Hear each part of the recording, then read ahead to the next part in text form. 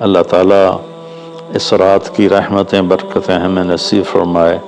اصل میں اللہ نے بخشش کے بہانے رکھے ہیں، کوئی شرابی ہے، کوئی زانی ہے، کوئی قاتل ہے، کوئی ماں باپ کا نافرمان ہے، کوئی مشرک ہے، کوئی متکبر ہے، کوئی سود خور ہے، کوئی رشوت خور ہے۔ ایک دفعہ آج کہہ دے، کل کی رات کہہ دے گا کہ یا اللہ میری توبہ، تو اللہ کی قسم اگر اس کے گناہ زمین سے لے کر آسمان کی چھت تک بھی ہوں گے نا، تو ایک آدھے بول پر یا اللہ معاف کر، اللہ سارے معاف فرما دے۔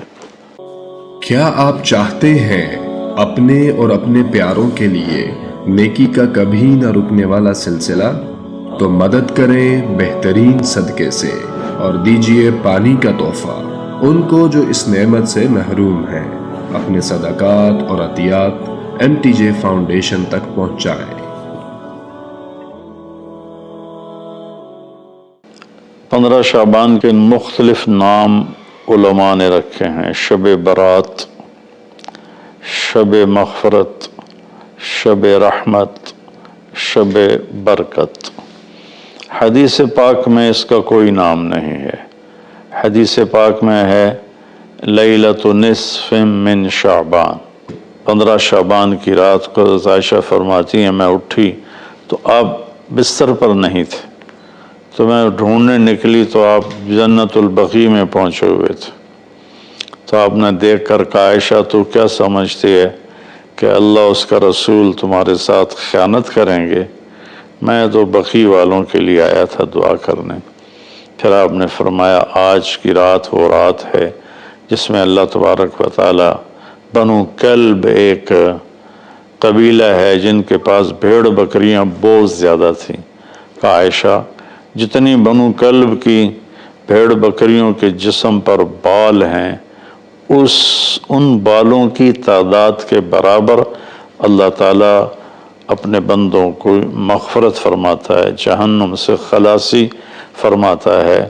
اس پر شب برات اور شب مغفرت علماء نے اس کا نام رکھا، میرے نبی کی زبان سے یہ نام نہیں نکلا۔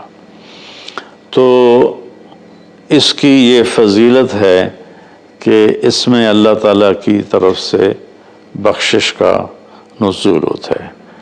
باقی یہ جو کہتے ہیں کہ اس میں فرشتہ اترتا ہے اور سارے سال کا بجٹ بتاتا ہے اور سارے سال کے واقعات، یہ کسی حدیث میں میری نظر سے نہیں گزرا۔ سورہ دخان میں فیہا یفرق کل امر حکیم کا جو آیت آتی ہے تو اس سے پہلے کی آیت شب برات کی نفی کرتی ہے، انا انزلناہ فی لیلۃ مبارکۃ، کہ ہم نے اس سے مبارک رات میں اتارا قرآن پاک۔ تو قرآن پاک تو لیلۃ القدر میں اترا ہے، تو اگر کوئی کسی قسم کے اعلانات ہوتے ہیں تو پھر شب قدر میں ہوتے ہیں، اس رات میں نہیں ہوتے۔ دوسرا یہ ہے کہ اس کے روزے اور بندگی کے بارے میں، شب قدر کی اللہ کے واسطے میری بات دھیان سے سنو، اللہ کی قسم کوئی خاص عبادت میرے نبی نے نہیں بتائی، لیلۃ القدر کی کوئی خاص عبادت میرے نبی نے نہیں فرمائی۔ حضرت عائشہ رضی اللہ عنہ نے پوچھا یا رسول اللہ اگر مجھے لیلۃ القدر نصیب ہو تو میں کیا کروں؟ کہا یہ دعا پڑھو، اللہم انک عفو تحب العفو فاعف عنی، اللہ تو معاف کرنے والا ہے، معافی کو پسند فرماتا ہے، مجھے معاف فرما۔ تو میرے نبی کی عبادت وہی 11 رکعت تہجد کے نوافل تھے، چاہے وہ شب قدر تھی، چاہے وہ شب برات تھی، چاہے وہ شب جمعہ تھی۔ تو اب اس کے نام پر لوگوں نے کیا کیا خرافہ، چونکہ ہم قرآن اور حدیث سے نہیں جڑے، کتابیں لکھی ہوئی ہیں، کس نے لکھی، اس کی سند کیا ہے، اس کی تمیز ہی کوئی نہیں ہے، تو وہ پھر بہت ہی زیادہ 4 رکعت پڑھو، پہلی رکعت میں یہ پڑھو، دوسری میں یہ پڑھو، تیسری میں یہ، چوتھی میں یہ سب بدعات ہیں، ان کا کوئی تعلق نہیں میرے نبی کے کسی بھی فرمان سے۔ میرے نبی نے صرف عبادت کا فرمایا ہے، عبادت، تو شب قدر میں بھی کوئی خاص عمل نہیں۔ اور دوسری بات یہ کہ اگر آپ نے عبادت کرنی ہے تو مسجد نہیں گھر، مسجد نہیں گھر، مسجد نہیں گھر۔ میرے نبی نفلی بندگی گھر میں ادا فرماتے تھے۔ اب شب برات میں صلاۃ تسبیح کی جماعت ہو رہی ہوتی ہے، یہ کتنی بڑی نادانی کی بات ہے۔ نفلوں کی تو جماعت ہی نہیں ہوتی، تو یہ صلاۃ تسبیح کی جماعت کروا رہے ہوتے ہیں۔ تو میرے بھائی بہنوں، اس رات میں کوئی بندگی عبادت مخصوص نہیں۔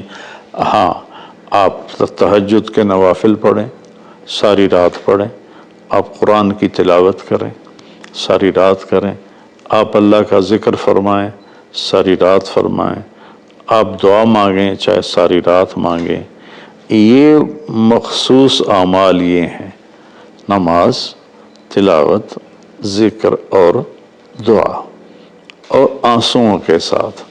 اپنی کھیتی کو پانی نہ لگے تو سوکھ جاتی ہے، ایسے ہی دل میں بھی ایک کھیتی آباد ہے ایمان کی، اسے آنسوؤں کے چند قطرے ہی سمندر کی طرح سیراب کر دیتے ہیں۔ تو آنسوؤں کے ساتھ نہ ہو تو کم از کم رونے والی کیفیت ہو۔ تو یہ تو اتنا سا شب برات ہے۔ روزے کے بارے میں جو ابن ماجہ کی روایت ہے، قوموا لیلہا وصوموا شہرہا، یہ روایت بہت شدید ضعیف ہے، اور علامہ البانی رحمۃ اللہ علیہ نے اس کو موضوع قرار دیا ہے۔ تو اس میں روزہ اس نیت سے رکھنا کہ میرے نبی کی سنت ہے، یہ غلط ہے، اس طرح یہ بدعت بن جائے گا۔ کوئی ویسے نفلی روزہ اس رات میں رکھنا چاہتا ہے مستحب سمجھ کے، نفل سمجھ کے، وہ میرے خیال میں اس میں کوئی قباحت نہیں ہے۔ لیکن سنت سمجھ کے اگر وہ رکھنا چاہتا ہے تو یہ بات صحیح نہیں ہے، چونکہ روزے والی روایت بالکل قابل اعتبار، قابل حجت نہیں ہے۔ اس میں تمام محدثین کا اتفاق ہے کہ یہ روایت شدید ضعیف ہے، اور شدید ضعیف سے استدلال نہیں ہوتا، اس کو حجت نہیں بنایا جاتا۔ کمزور اس کا ضعف اتنا شدید نہ ہو اور کئی حدیثیں جمع ہو جائیں تو پھر اس میں ایک طاقت آ جاتی ہے۔ تو اپنے آپ کو جوڑو اللہ کے قرآن کے ساتھ، اللہ کے نبی کی حدیث کے ساتھ۔ صحیح حدیث آپ کا ماخذ ہوگا تو آپ کو آسانی ہوگی کرنے میں۔ تو اصل میں عبادات میں اعتدال ہے۔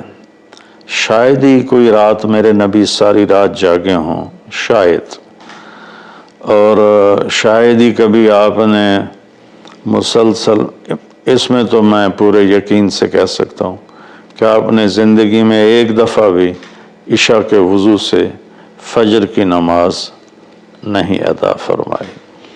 بعد میں ایک رہبانیت کا ٹچ آیا کہ بندگی میں بہت زیادہ زیادتی اور اپنے نفس کشی میں راہبوں جیسی تھوڑی تھوڑی جھلک۔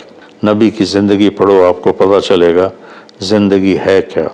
قرآن پڑھو، آپ کو پتہ چلے گا اللہ چاہتا کیا ہے۔ اللہ تعالیٰ اس رات کی رحمتیں برکتیں ہمیں نصیب فرمائے۔ اصل میں اللہ نے بخشش کے بہانے رکھے ہیں۔